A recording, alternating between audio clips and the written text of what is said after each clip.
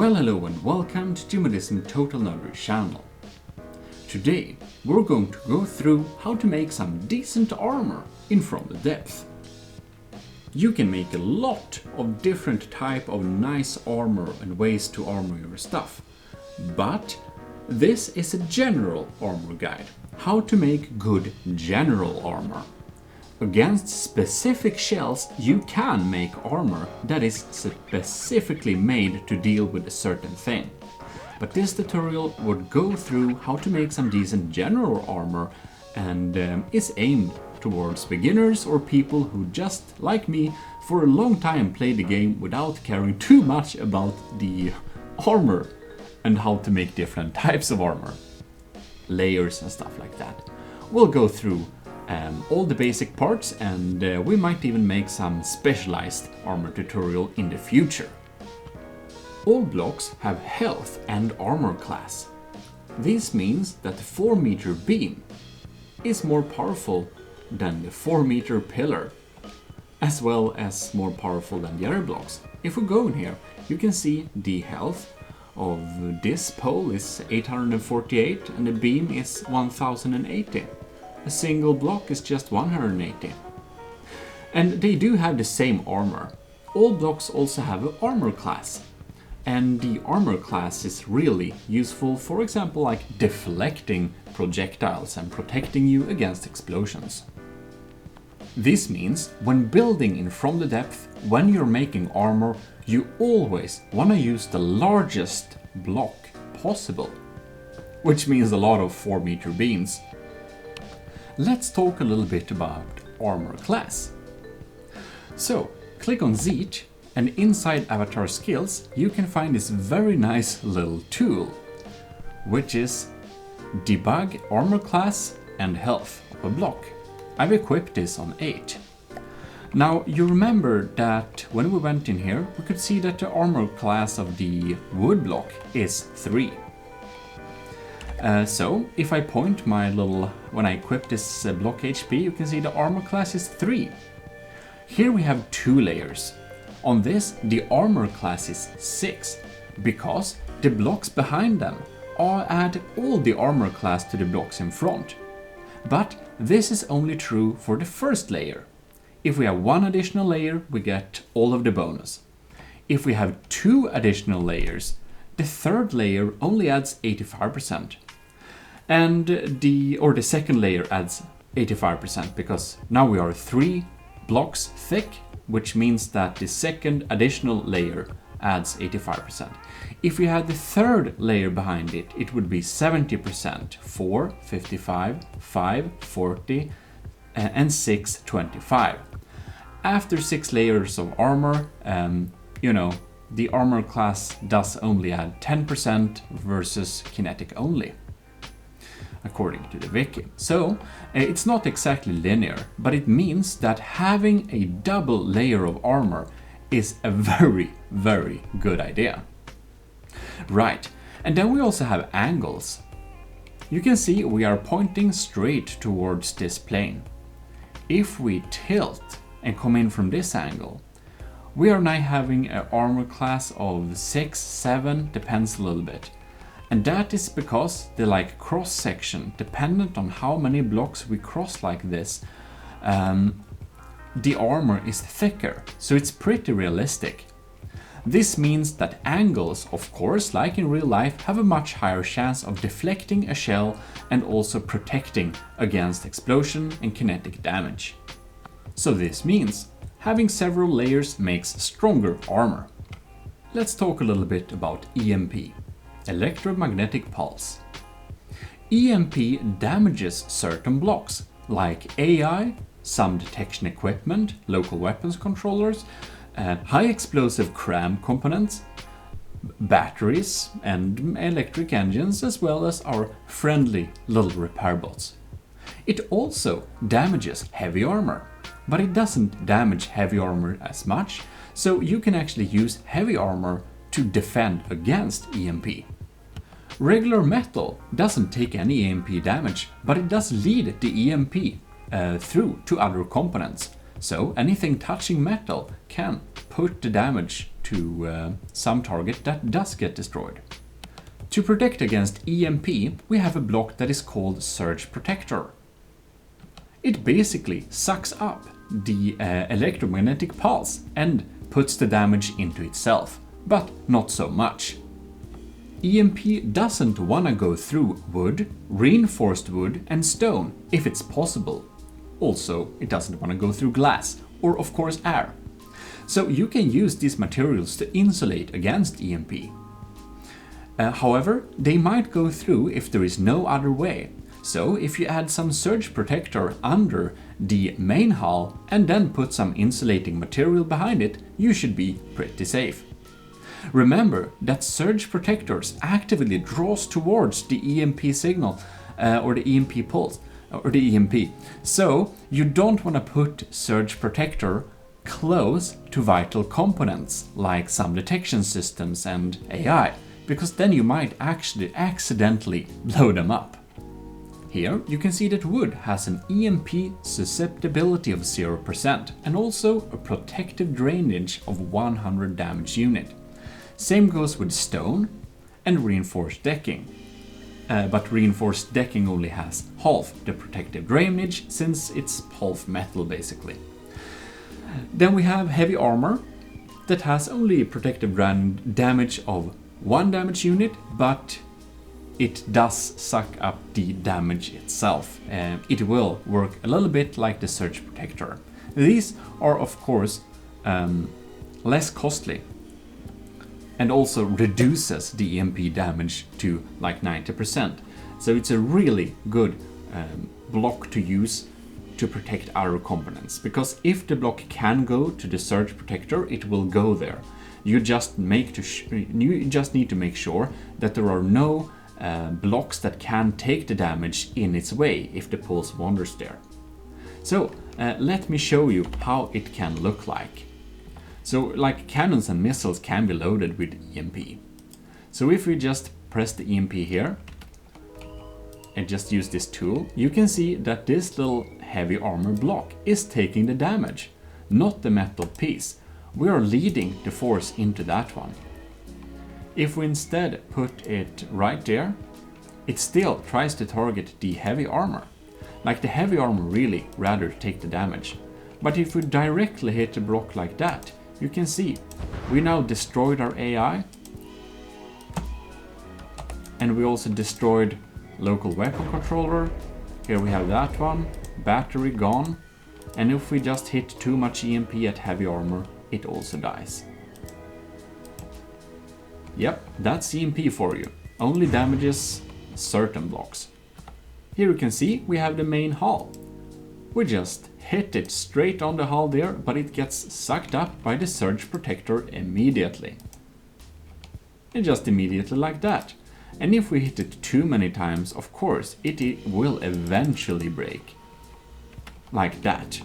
And what happened after that was that the EMP damaged instead wander under into the heavy armor below, which also sucks up some of the damage.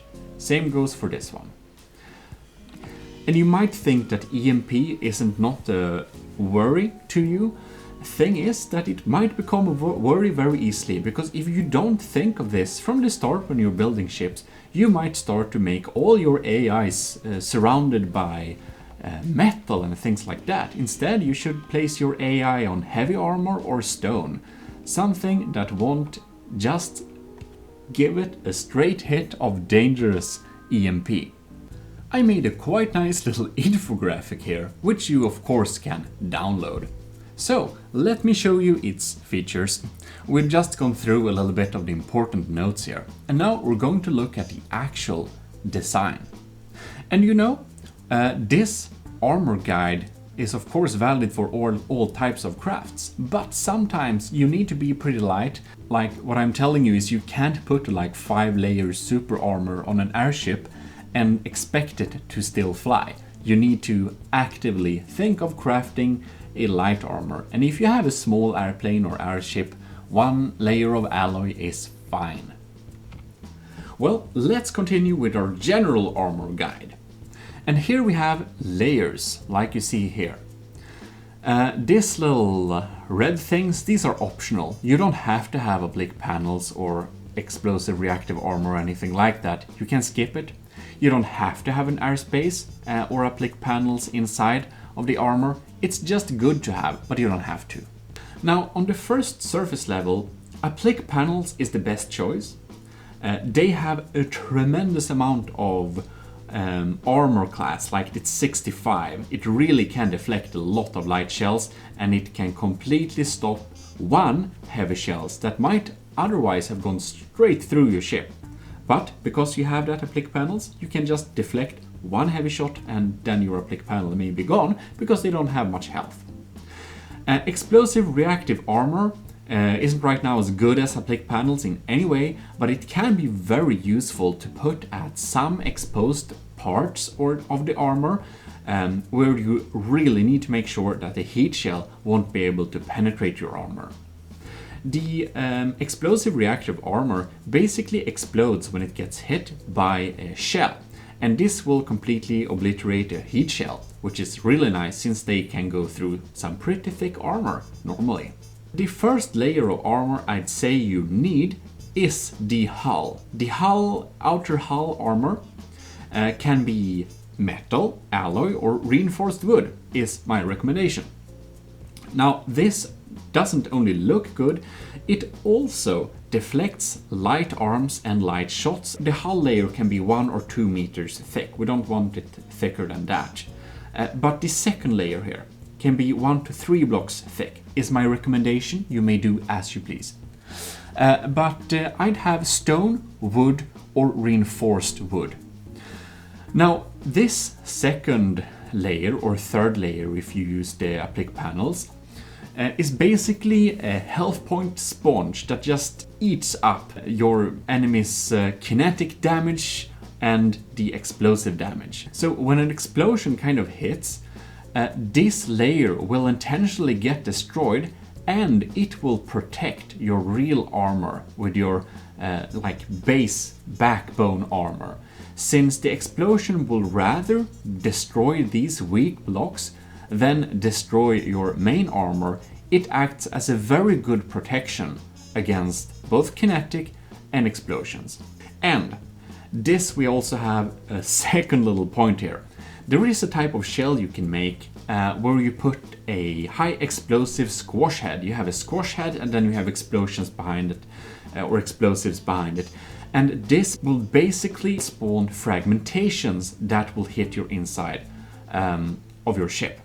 But if you have a layer of stone or wood or reinforced wood that doesn't have that good of an armor, it won't really damage the internals too much, since the internal layer is then metal or alloy or heavy armor even. So basically, intentionally adding a weaker material will make sure that high explosive squash head won't spawn projectiles that will penetrate too deeply into your ship, which is very handy. And then we easily go through to our next layer here, which is not necessary, but you can have a free space here to just space them out or have oblique panels hidden in there too. This will also help with the fragmentations that come on, and will make sure that shells that otherwise would have been able to go straight through the armor is now stopped, because they have to count like anew, because here we have a new set of layers. The oblique panel will offer very good protection against any type of fragmentation that a shell like hash would spawn, and also just a regular frag shell that might have penetrated into the ship and then detonates, since we have a free space or oblique panels. You can also have free space and oblique panels if you want to. If you have free space there and you have a ship that floats underwater, you can have some air pumps in here too, to make this an actual active floating space. Now, to go back to the previous point, we want to use stone, wood and reinforced wood here, also because we can protect against EMP damage. Now, around on this layer is also a good place to put some EMP surges or surge protectors that that just sucks up the EMP damage. Because it's straight under the hull layer, it's a very nice place to have them. Anyways, then we have the backbone of the armor. Like this applique panel and free space, we only need one free space or one layer of applique panels. We don't need more than that. But behind that we have what we can call our real armor, which can be from, I'd put it at a single layer to maximum 4 layers. And we have metal is the all go-to material. We have alloy if you need it to float or if you need it to be light.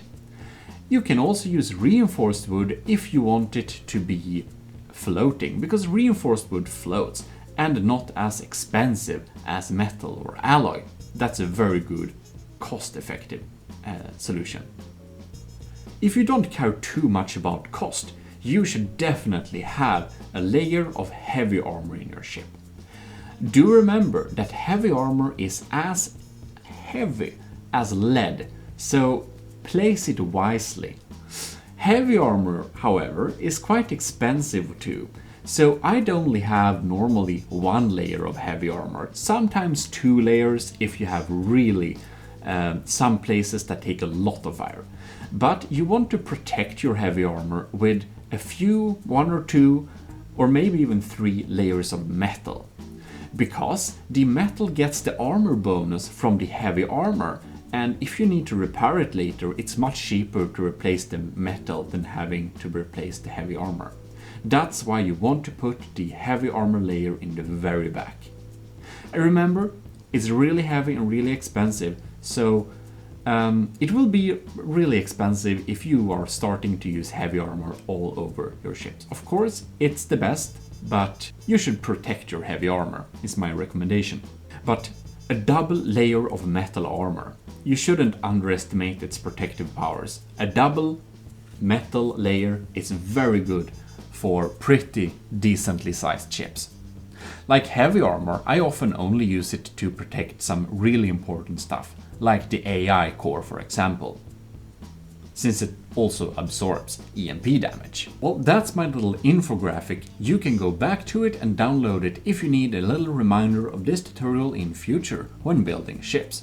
Now let's look at some examples. This first little example here is just the powers of angled armor, which we're going to test later. Now here we have a very nice little armor piece. We actually have metal plates on this thing. Metal plates have armor, but 15 armor. But you can also see their health is like 35, which means that, as Adnecria say, they break when you sneeze on them.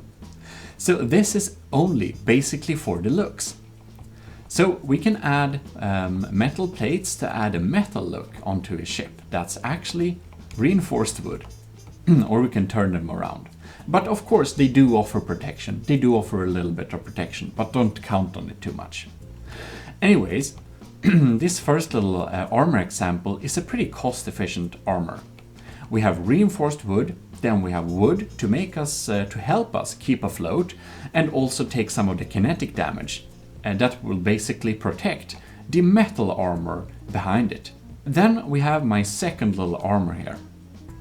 This armor has applique panels to take the first blasts. Then we have alloy, we have reinforced wood, we have a layer of air to deal with some fragments, and then we of course have the double layer of alloy, which is the bulk main armor of this little structure. We also have an EMP or a surge protector straight behind the hull plate. Now this little setup is good, I think, as a heavy armor for an airship. Here we have a kind of heavy armor.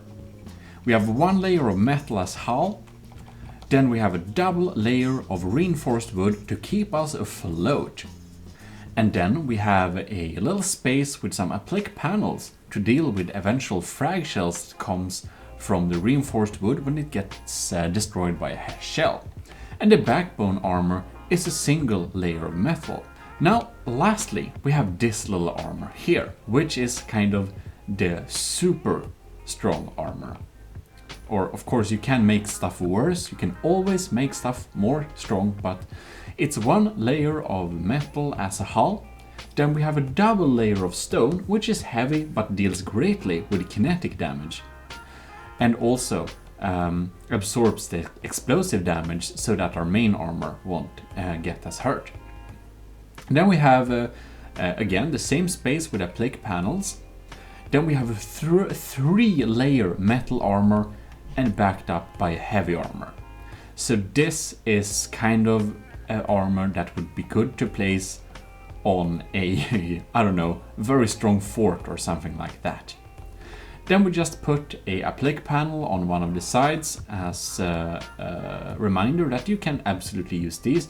And we also have era armor that could be placed on, for example, very sensitive parts like, I don't know, straight in front of the AI perhaps, or just around detection equipment or anything like that. Well, let's look at some armor classes. Let's remove this applique panel so we can see the actual armor class of the armor behind it.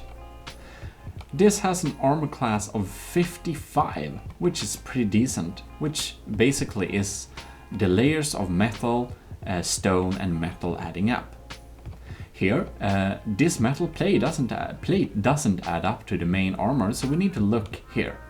Here we can see the armor class is 24, which is really good considering the cost it takes to build this armor. On this armor, however, we need to remove that, and we have an armor class of 22. But that's of course only the reinforced wood and the alloy together. If we have 2 layers of alloy, we have an armor class of 26. But it counts on that the projectile gets through the first layer of armor, then we have an airspace, so then it can't just go straight through and it needs to recalculate and go through the second layer, which is why we have airspace or applique panels in the space. Very useful. On this heavier armor, we have an armor class of 31, which is nice. But it's of course the reinforced wood and the metal. So we of course have the second layer of armor class 15 behind this when if it gets through all the way and also can deal with the applique panels. If we look at this one, however, we have an armor class of 27, and that is the 2 layers of stone with the 1 layer of metal. So basically, if I understood stuff correctly, reinforced wood should be dealing better with explosives, while stone deals better with kinetic damage. So it's a little bit of a preference what you want to use, but they do cost the same. They just have some different advantages and disadvantages. Stone has the absolute highest level of HP values for the cost. And then of course we have some serious armor behind of this. 3 layers of metal and 1 layer of heavy armor. That's something to deal with. If you look at this angle, we can see we have an armor, we have a heavy armor, so it's basically 78. Like if we dive in here and check, it's 71. And why the armor class is different, dependent on from what angle we look, is, as you remember, because of how the armor class bonus works. However, when this breaks away, the bonus from the heavy armor is of course much higher. But you know, that's how it works. But if we go from this direction, it's heavy armor plus the full force of this one plus 85 of this layer plus 70 of this. You know, that's basically how it works. So they add up in different ways, but you want to protect your heavy armor, which is why we keep it at the back. Right, let's firstly test these armors against explosions. Now we're going to use the explosion tool and we set it to 15,000. Okay, our angled armor is first out. Here you can see the angle could deal with this pretty efficiently. Let's turn off repair here. And if we select the third one there, you can see that the stone is eating away on the explosion. Like it can take a couple of explosions before the metal is even touched. Now the explosion gets through, but only after the stone layer is depleted, and that's much cheaper. Now, of course, we accidentally damaged our other test armor, so we're just gonna repair. Now our second little hull here is of course not weak, but 15,000 of explosive is something. So the explosion took away the reinforced platings straight off. Our little our little poor metal plates that just got blown off from sneezing from, but you can see that the metal layer behind of it is quite intact, except this one, but I think it was from the explosion beside of it. So it still does give a good protection with this additional wood layer here. Takes much of the force. Okay, and here we have our supposedly aircraft or airship protection. So an explosion could eat away from our plate panels and our hull, but it took another explosion to even start touching the main armor, which is of course the point. And since this is a double layer of alloy, which is pretty sturdy, it takes another explosion to even destroy that one. Alright, then we have our little more heavy armor, which is of course kind of damaged now. Oh no, now we blew something up. Alright, a little fresh start here. Here we have our heavy hull again. Let's put an explosion on it. You can see its features. Well, oh, yes, right. Now our explosion was a little bit more powerful than 15,000, but that serves as an example. A really heavy explosion it would still be able to take without damaging the layer that's most behind it. Well, then we have this super heavy armor, and it's going to take a lot of explosions to go through this one, and I set it back to kind of 15,000, so we get better compared results there. And take a couple of explosions to eat away the stone, but stone is best against kinetic. However, the layer behind it, this one, like, it's gonna take a few explosions to eat away all the metal layers, like that. You can spam a little bit, and finally, now we are at the heavy armor, which does take some heavy firepower to damage. But since it was very expensive, it was a very good idea to have a lot of metal and other blocks in front of it. Okay, let's do the final little test with Kinetic. This beautiful thing, which is the revolving blast gun, does offer an insane amount of kinetic damage. Why is we're going to make that our testing vessel? Okay, let's make sure we only control one of them. You can see it could eat straight through. It took a couple of blasts, but there we go. Let's go with this one. Can just blast through. And you know, this gun has an insane amount of kinetic damage.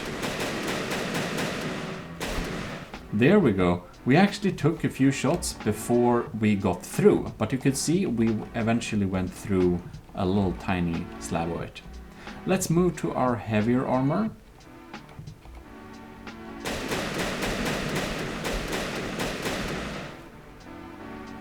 Beautiful. It didn't go all the way through, but the next blast it would have went through. And that is why we could have these two layers taking a lot of the kinetic damage defending the main armor. And of course the plick panels probably took saved it a little bit there too.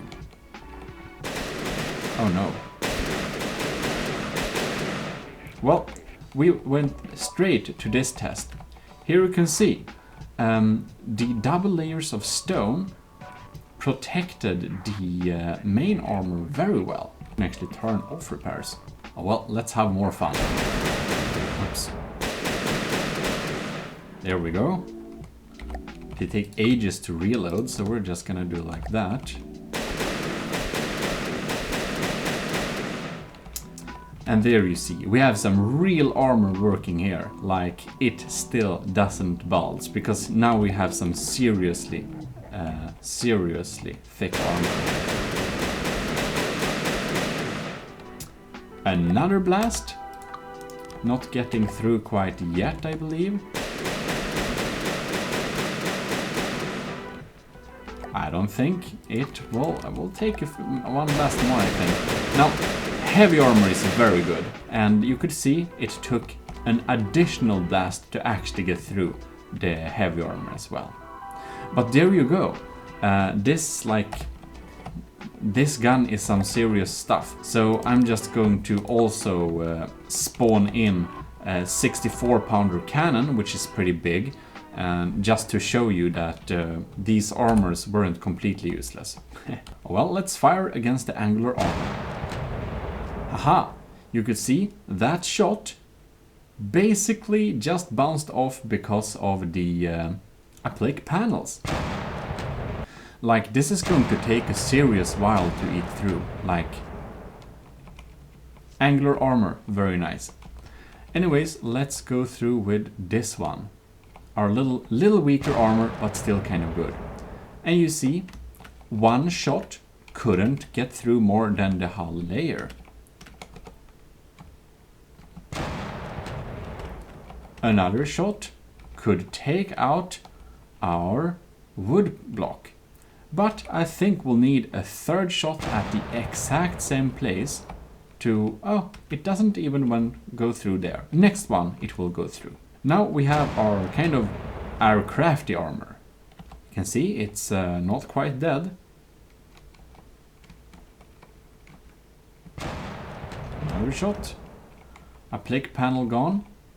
Yeah, we get some damage going through, but it's gonna take a couple of shots to actually do too much of the damage towards this one. These blocks are just hanging around here. I don't know if you can see, but they are actually dead. So we are now through at the kind of main layer. But it will take a few shots because double layer of alloy is pretty sturdy. Okay, so what about our pretty strained armor? Well, I tell you, this is going to take a while to get through with this cannon. It's probably not too interesting there. 2 shots with a 64-pounder does, however, destroy the first block there. So let's throw one more shot at it.